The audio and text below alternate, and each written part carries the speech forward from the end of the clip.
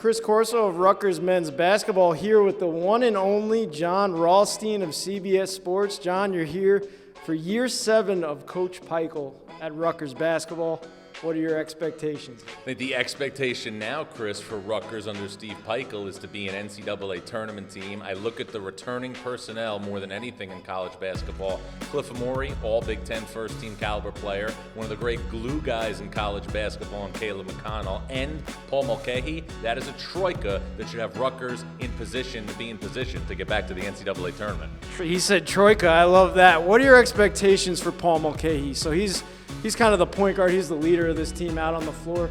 He led the Big Ten in assists last year. So what are your expectations for him? To take on a bigger role offensively with Geo Baker gone. I think that's going to be the big thing for Rutgers right now. So much of the offense went through Geo Baker and Ron Harper Jr. Now Mulcahy has to be ready to get another round. Caleb McConnell, Big Ten Player of the Year on the defensive side of the ball.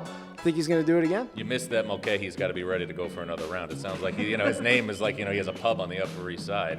Caleb McConnell, to me, is one of the great glue guys in college basketball, and I think I remember back to the game against Notre Dame in the NCAA tournament last year. We saw that he has within himself the ability to be a very good offensive player. He, like Paul Mulcahy, will also have to give Rutgers more offense if this team is going to navigate the Big Ten. What about Cliff Amore? I mean, he leads the nation in dunks heading into the NCAA tournament last year. I think the guy from Duke edged him out a little bit, but what do you expect for the big man for Rutgers? I expect Cliff Amore to be an all Big Ten first-team caliber player. This is a guy who I think has the potential to average 17, 18 points, 9 or 10 rebounds.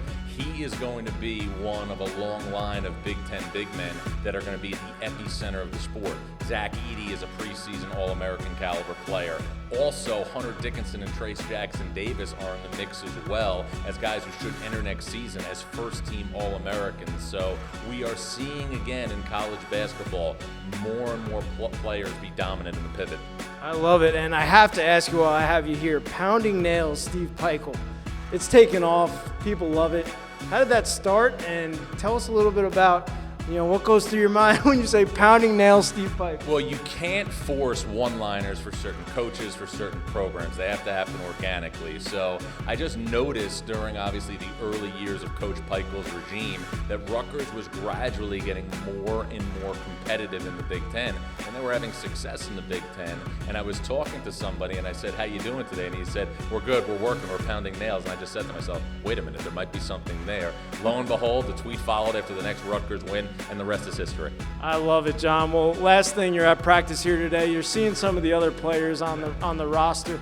Tell us about somebody who stands out and, maybe some of your takeaways from practice today. I like the ancillary pieces that we've seen today in practice. I think that Derek Simpson, the talented freshman guard, has great potential, like a cheetah in the open court with his speed. Mawat Mag is somebody who I think has the ability to be a defensive stopper in the Big Ten.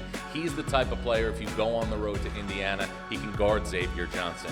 He's a player, if you go on the road in the Big Ten and you play Michigan, he can guard Jalen Llewellyn, who transferred from Princeton. So I think there's good pieces again to work with. I think Andre Hyatt should have a bigger role as well, and Rutgers again in position to make the NCAA tournament for the 3rd straight year under Steve Pikiell. That's right, 3rd straight year. That'd be the first Rutgers team in school history to do that. So we're hoping that is the case, Jon. Thank you so much. We look forward to seeing your work all year. All right, we got it. We sleep in May.